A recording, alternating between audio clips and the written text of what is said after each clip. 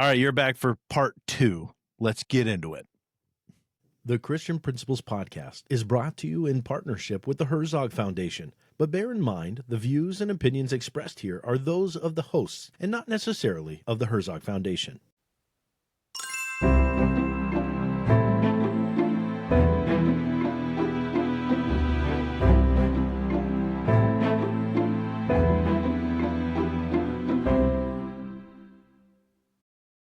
Welcome to the Christian Principles Podcast. I'm Matt George.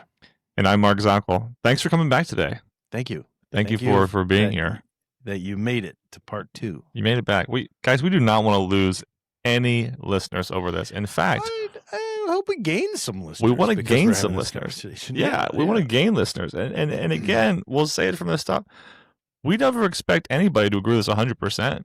We expect to begin conversations, to have conversations that we wish someone would have had with us. This is funny, professionally, how they handle these things, or we wish for this to be a start of professional growth, professional consideration. Shake the bush, ask the question, all that sort of thing. That's what we're looking to do. Please, just to be honest here, I don't even agree with us 100%. So come on. What am I even saying? Why am I here right now? Know. It just comes out of the mouth. I'm like, what? No, you're an idiot. No, we got it. We can do this. We can do this. Okay.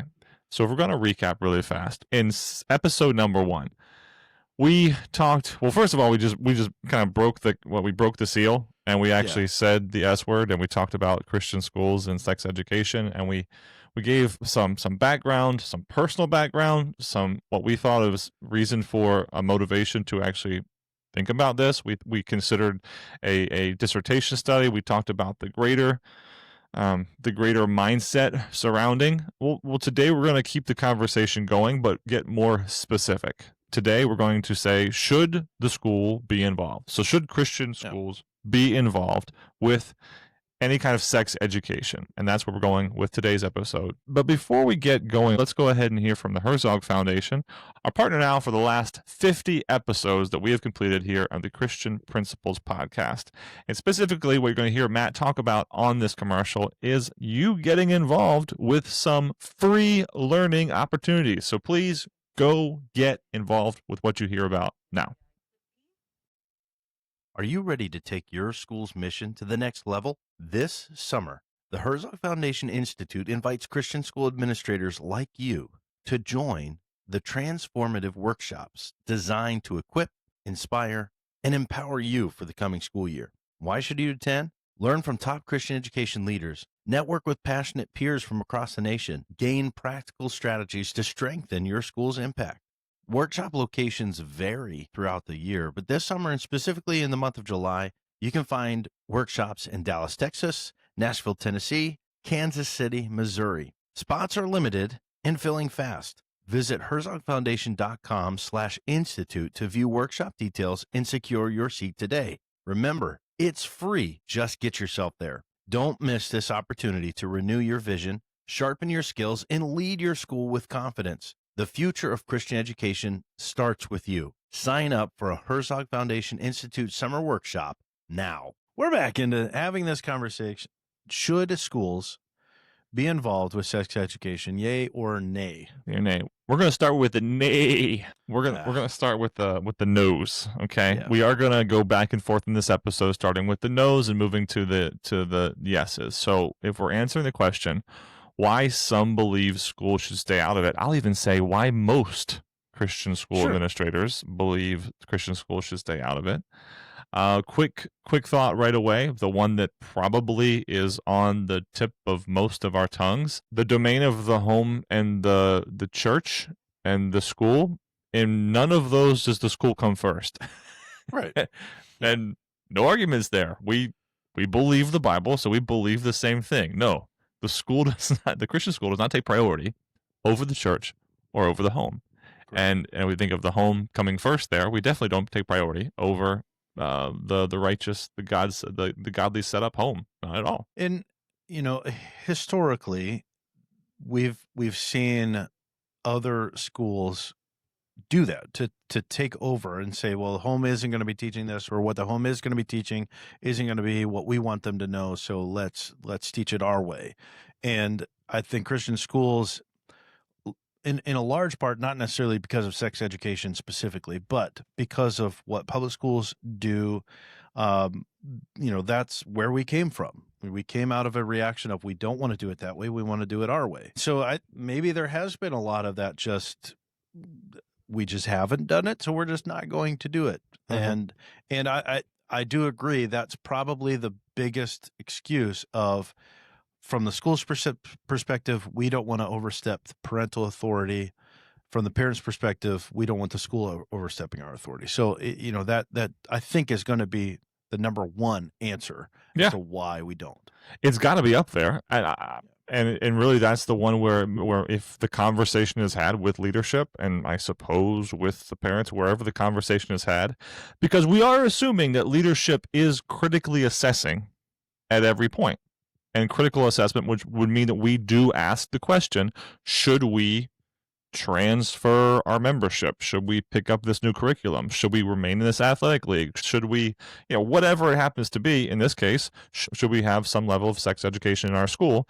And so they're going to critically assess that, as they would whenever it is that they would do so. And they come away with, these are the reasons why, these are the reasons why not. We weigh them, we make a decision.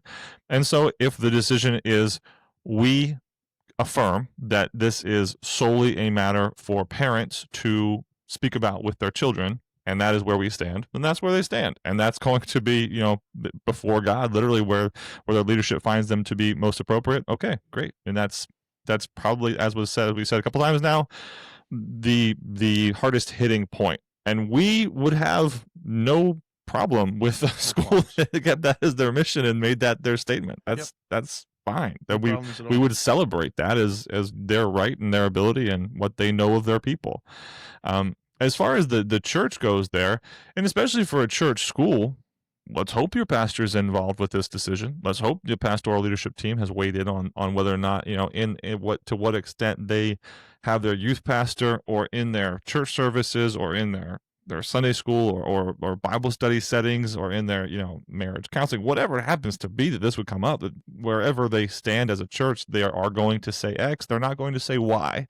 They will talk about these issues. They won't talk about this definition. Like, whatever it happens to be, I imagine that the church leader is going to have a real stance to take there, or whoever happens to be that influential leader in the school, if the school happens to have such. So again, and we're going to put our hands up and say, that's fine. Go for it. I got nothing to say about that. And I guess that leads into this next point, because especially for a school that is under a church ministry umbrella, if the school does something that brings some kind of even just legal backlash, then the church is obviously going to be involved in that. So, there's liability questions and potential issues, the backlash, that, a lot of risk potentially involved with, the faculty that are delivering the information, and what's being said versus what is alleged to have been said, all that kind of stuff, I know is a big concern for schools. Now, and just to cap this off, we need to be careful. Not saying that's a bad reason whatsoever, because yes, if there's a big risk, you've got to weigh it carefully. But there's a big risk of having our students walk through the front door. And yet we weigh that risk, and we have solutions to make it the safest that we possibly can make it. So let's not just simply say, well, there's risk involved, so we shouldn't do it. But I want to say that out front, but I know that's going to be, once we get past that whole who has the authority to talk about this, once you get past that, that's probably going to be the next thing that comes up, all of these potential risks.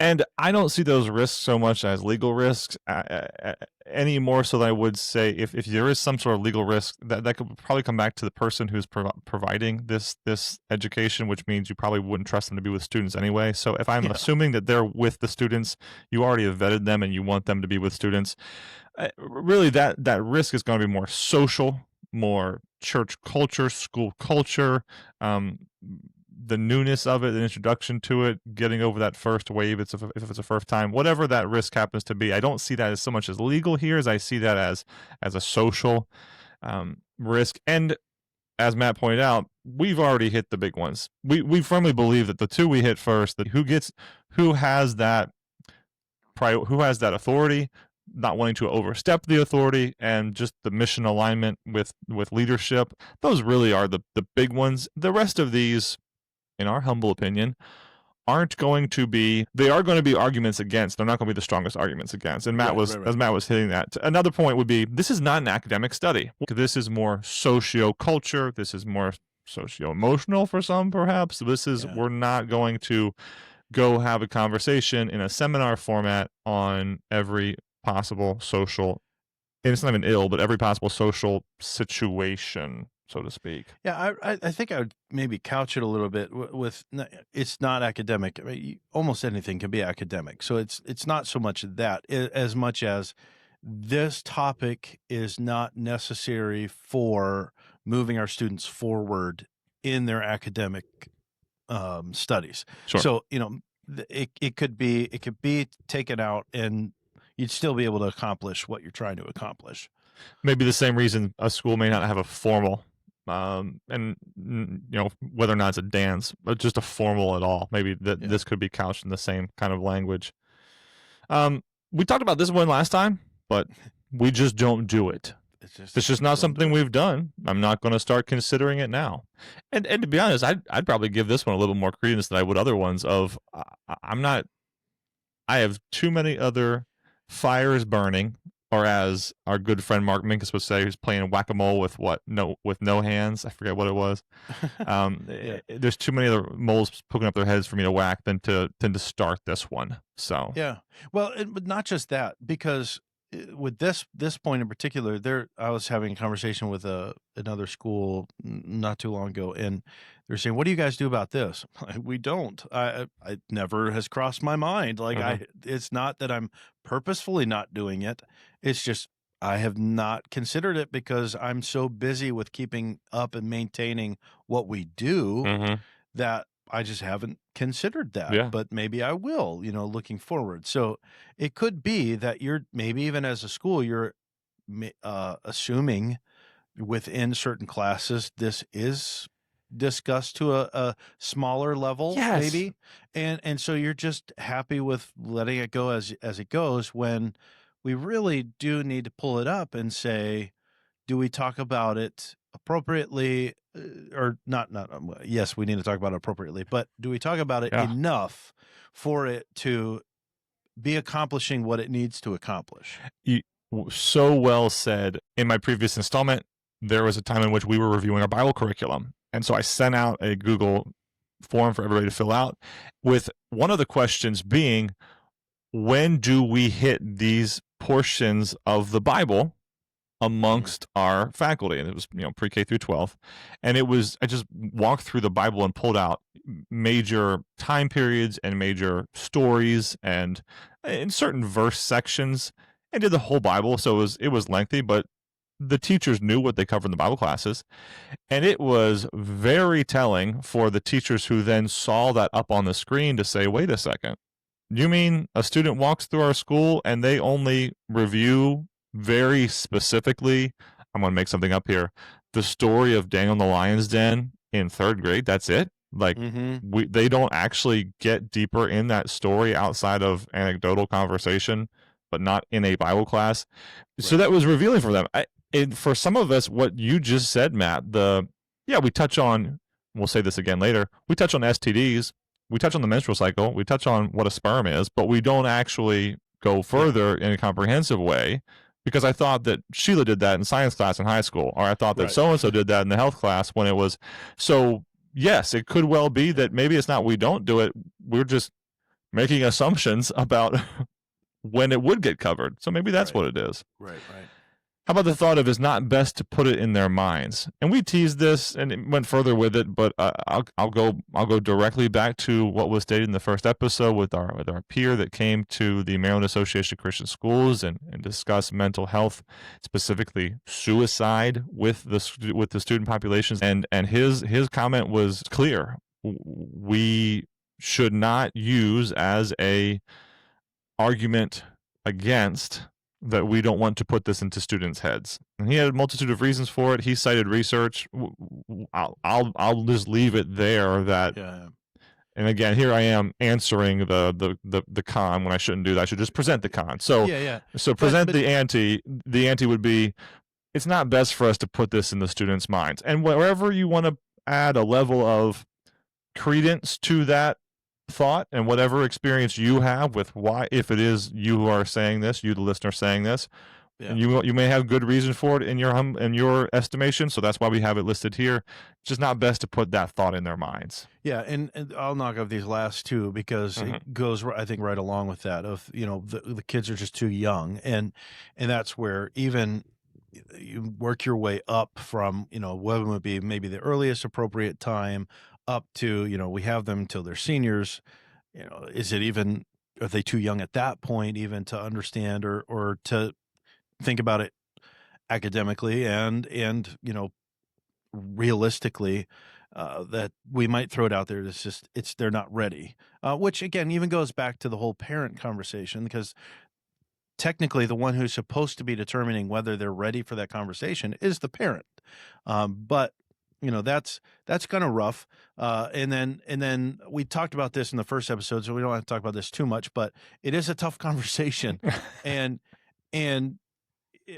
tough more than just the awkwardness of the language, the vocabulary, of saying enough that's helpful, but not leaving it out there to where it can then, be twisted or, take kids down, going back to not putting things in their minds, taking them down a road that we're trying to keep them away from, but making sure that conversation is handled appropriately and sufficiently. So if you can't, and I guess that's where I would come alongside somebody that says, just because it's a tough conversation, that's why we don't do it, and say, you know what, if you aren't confident that you can do something well, I mean, I'm that type of person that I won't start a project until I am fairly confident that I can finish it. And it's going to be, decent at the end of it. So if I've not got the confidence that this conversation can be had sufficiently enough, then okay, but don't just drop it and say we're done. I keep working at it. Keep trying to figure it out. Also, there are other tough conversations. I'll go back to the whole social versus academic. There's other even tough academic conversations that we have with students that we don't shy away from. And again, don't want to get into too much, but still, if I'm thinking of other tough conversations and trying to give this point credence, I would say there may be other tough conversations that the school also stays away from. And they put that directly back on the parents. They expect the parents to be there. So maybe that's enough of the why the school stay out of it. Let's say if you are listening and you have another why you think the school should stay out of it, or you want to go back and say that the reason you just gave as one of the less consequential is actually the most consequential, and you need to hear me talk about it, please at us. Come at us. Let us know. Message us. Please have the conversation with us. Let us know where you disagree or where you agree, or where you were challenged to think of it. That would be nice, actually, because that's kind of what we're hoping to do, is just stir the pot, have a conversation in some ways. No, not to stir. That could come off wrong. We're not trying to start controversy. That's not why we're here. We're trying to grow together, which is, as we say at the end of every podcast, thanks for growing with us today. Maybe we're thinking about something we hadn't thought about before. Exactly. I think it's going to be also interesting to point out that our list of things for why schools stay out of it is far longer.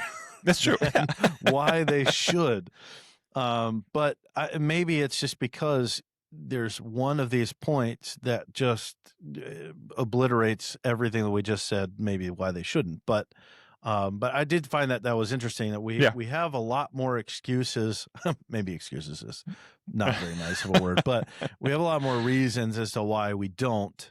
But let's get into we've said this before, but please don't hang up on this episode. Don't stop listening to this episode just because of one snide comment that Matt made, like excuses, or that I've made. listen with us, please. We've tried to evidence to you our heart in this. We get this is a controversial topic. We get that this is not something that most of our schools are. We're going to just assume it's not something most of our schools are doing. We're saying, let's think about it. Let's have a conversation about it. So stay with us for that conversation, please, as we go. Well, and I was going to say with this first one, like we technically already talked about this in the first episode too. Yeah. So there's maybe that's another reason why it's not so long, because we've already set the bar for ourselves. But yeah, we said in the negatives that we don't want to put things into our kids' minds. Well, if we face reality of the world that we live in with technology and social media, the students are already being informed. Yeah.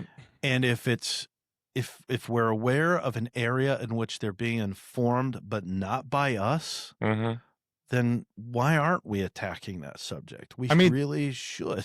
Think about some of those other topics. Everything from video games to cell phone usage to suicide, mental health issues. Again, there are more and more things that our schools are stepping into. And this is the third point, but I'll tap on it now.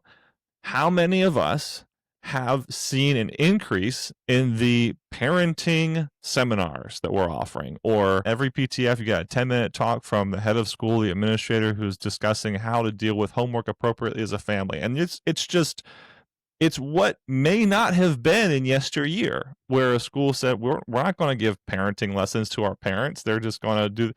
But now, how common is that? It's widely assumed that those things are being done, and the parents are coming to the school for that. And again, that's, as we noted earlier, part of that comes from the peer institutions, which absolutely have effect on us. Whether or not we want them to, they absolutely do. When parents are just handing over that authority to our public peer institutions, and the public peer institutions are just, we're being general here, but they're just dismissing parents from the equation entirely, or they're just freely accepting that from the parents, that the authority, and then they're for something as obvious as feeding the students lunches every day to providing for their philosophical and religious understandings and their growth in those ways, when we would say that's not what we would expect parents to be doing. So right, and expectations or even assumption, I think, is going to end up being a key word here, because with this whole conversation, and we talked about this in the first part of this series. If the parents are assuming the school's covering, they're not going to talk to their kids about it. If the school is assuming parents are going to have this conversation, they're not going to talk to their kids about it. Therefore, the kids don't get talked to. So we have to not assume, especially in the area of sex education, because even to the area, I was just having a conversation about music. I know music is a massive conversation, and you're going to land all over the place. But as an institution, you have to pick a standard one way or the other. But beyond that, if you're not taking the time to teach your students, here's why we have this standard, then all it is, may I say, a legalistic rule that, kids are going to just see as a challenge and say, if you're not going to give me a reason, you just did this because you want your life to be easier, then I'm going to explore that, and I'm going to push that boundary, and I'm going to, figure it out for myself. And that's the thing. This is an area of life we don't want kids figuring out by themselves, especially with regret. So take the time to teach.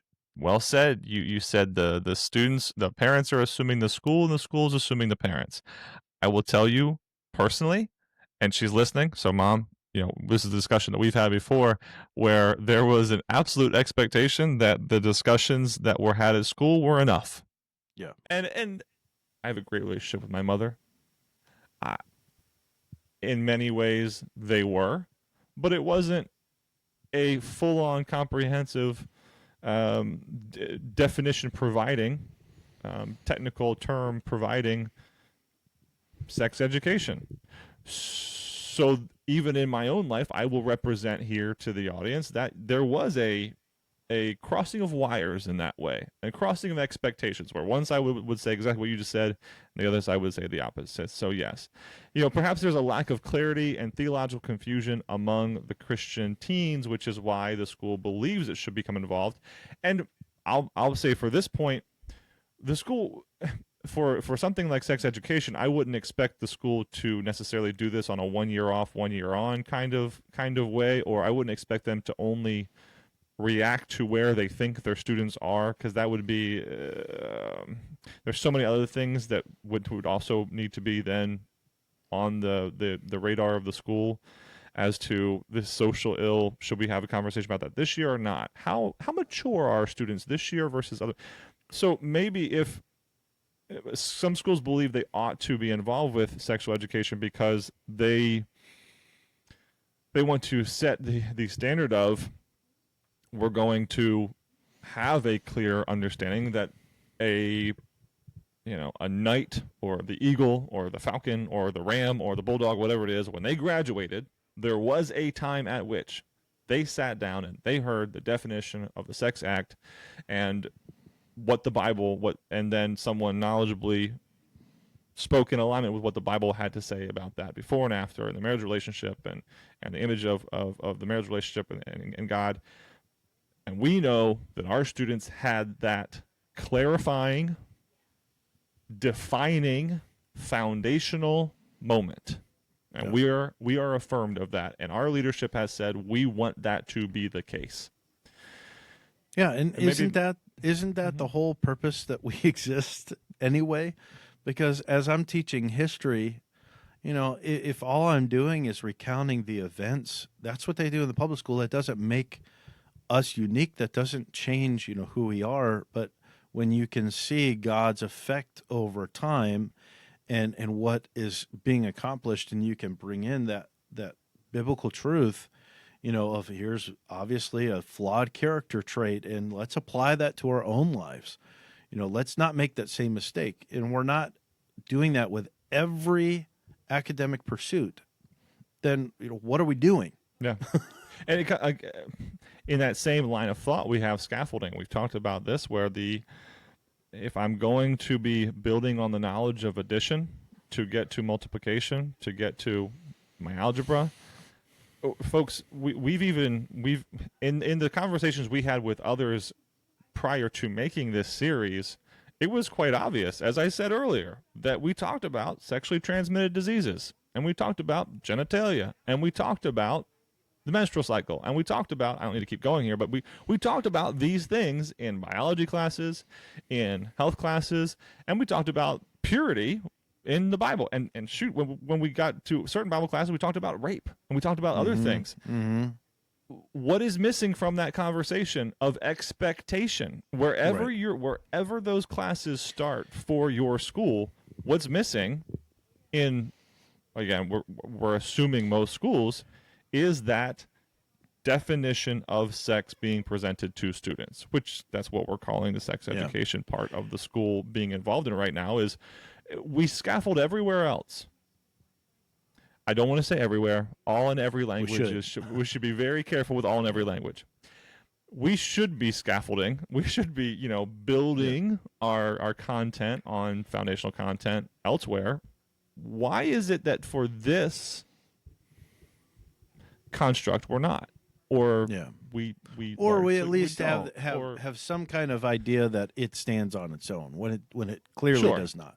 Or at least it's in its own category, so to speak, of, and whatever else. Maybe there's something else you would tell us. What else would you put in that category? Because we haven't really, we're talking about one thing here, we're talking about sex ed here, but maybe there's something else you would put in that category as well. Maybe it's suicide for your school. Maybe it's any kind of mental health discussion. Whatever else it happens to be, tell us. What else would you put in that bucket? I think it'd be interesting to note here that, in this whole conversation in all three of our episodes, and granted, we are going to get through, kind of a case study for the third part of this, but, we're not really saying what the mode of the conversation should be in. Is it in a Bible class? Is it in a health class? Is it, there's a lot of ways that you can do this. All that we're really trying to accomplish in this three-part series is the conversation happening, or is it not? Why isn't it? Why is it? And are we taking the time to think through it carefully? Because for me, the reason I'm in Christian education is because we have the opportunity to present truth to our students, but really dig into it in a way that allows them to see I'm not living in a bubble. This isn't, my world, and then they're preparing me to go out into the outside world, and I've got to be able to, figure out new things over there. This is very much a,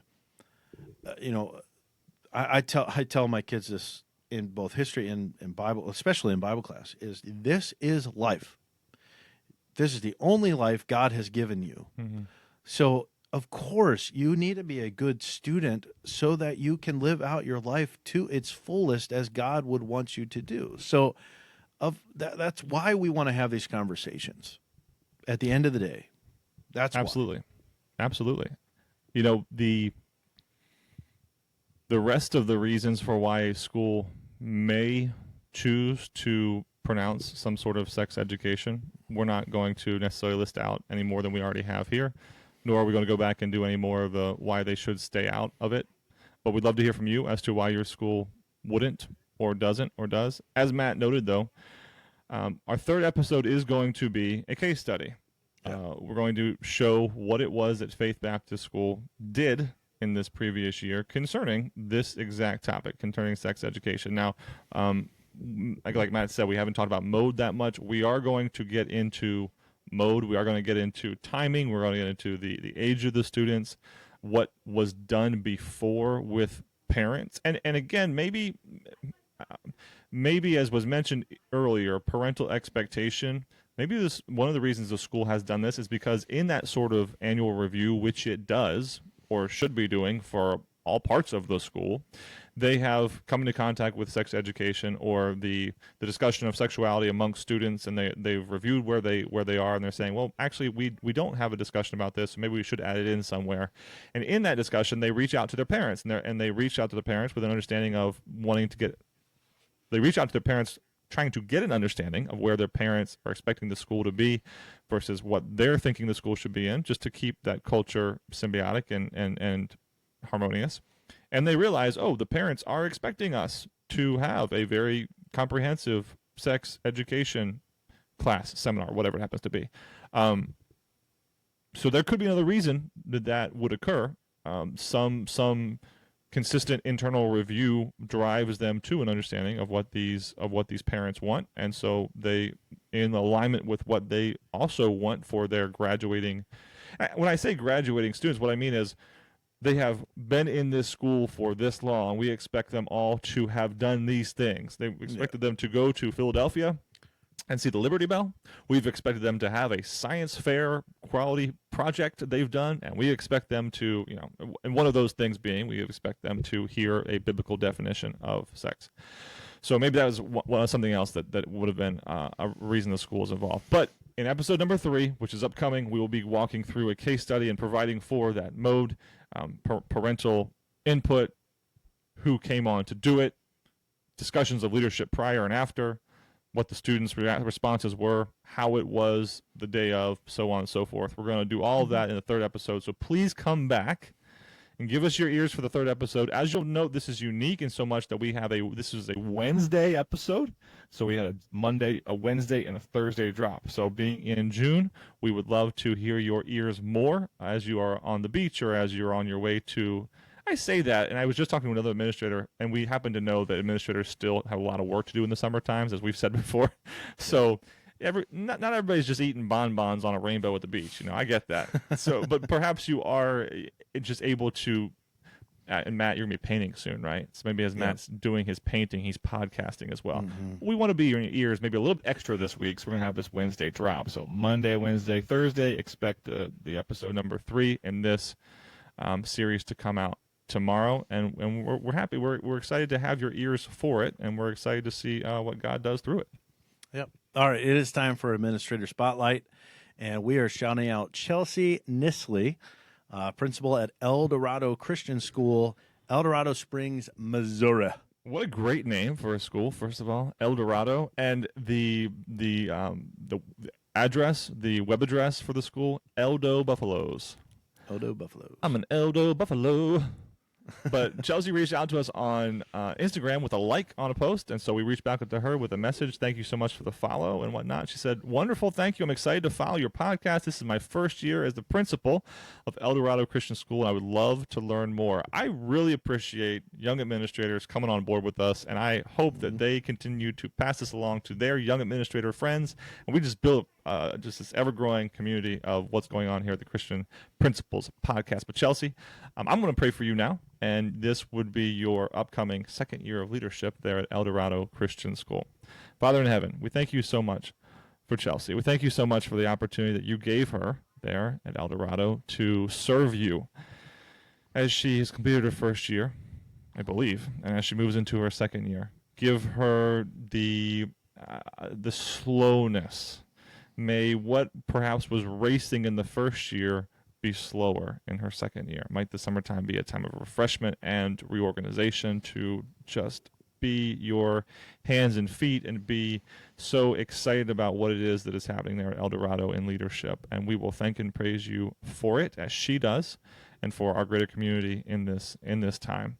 Bless these conversations. May they be glorifying to you as we pray that they are. And may we learn and grow together. We love you. Amen. Amen. All right, that was part 2. Stick with us for part 3. Coming out tomorrow. Everybody, thanks for growing with us today.